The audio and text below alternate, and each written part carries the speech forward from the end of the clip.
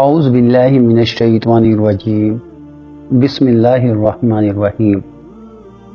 نور الدین زنگی۔ ایک رات سلطان نور الدین زنگی رحمۃ اللہ علیہ نے عشاء کی نماز پڑھی اور سو گئے کہ اچانک اٹھ بیٹھے اور نم آنکھوں سے فرمانے لگے کہ میرے ہوتے ہوئے میرے آقا دو عالم حضرت محمد صلی اللہ علیہ وآلہ وسلم کو کون ستا رہا ہے۔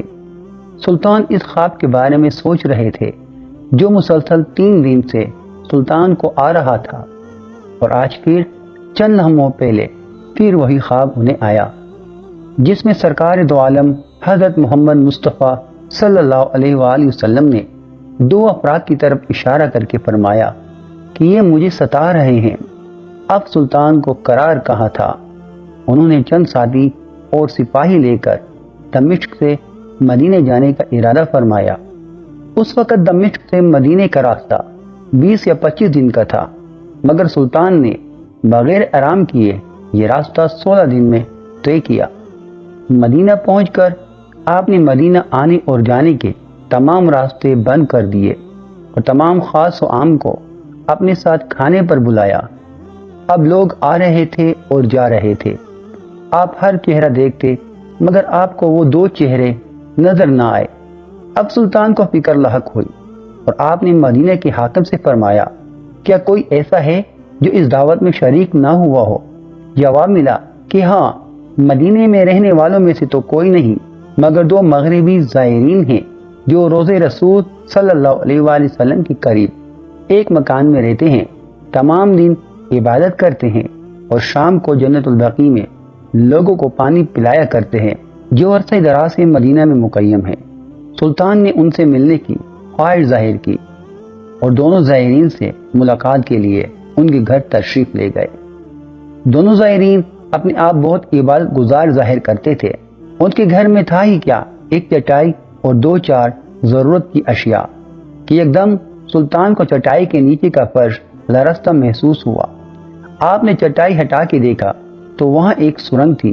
سلطان نے اپنے ایک سپاہی کو سرنگ میں اترنے کا حکم دیا۔ وہ سرنگ میں داخل ہوئے اور واپس آ کر سلطان کو بتایا کہ یہ سرنگ تو نبی پاک صلی اللہ علیہ وآلہ وسلم کی قبر مبارک کی طرف جاتی ہے۔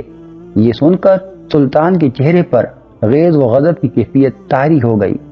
سلطان نے دونوں زائرین سے پوچھا کہ سچ بتاؤ کہ تم کون ہو؟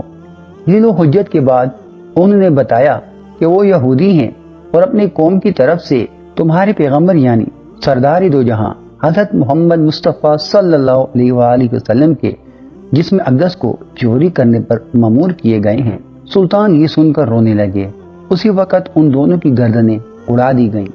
سلطان روتے جاتے اور فرماتے جاتے کہ میرا نصیب کہ پوری دنیا میں سے اس خدمت کے لیے اس غلام کو چنا گیا۔ اس ناپاک سازش کے بعد یہ ضروری تھا کہ ایسی تمام سازشوں کا ہمیشہ کے لیے خاتمہ کیا جائے۔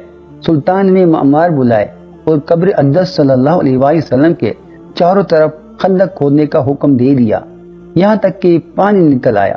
سلطان کے حکم سے اس خندق میں پگھلا ہوا سیسا بھر دیا گیا۔ بعض کے نزدیک سلطان کو سرنگ میں داخل ہو کر قبر انور صلی اللہ علیہ وآلہ وسلم پر حاضر ہو کر قدیمین شریفین کو چومنے کی سعادت بھی نصیب ہوئی۔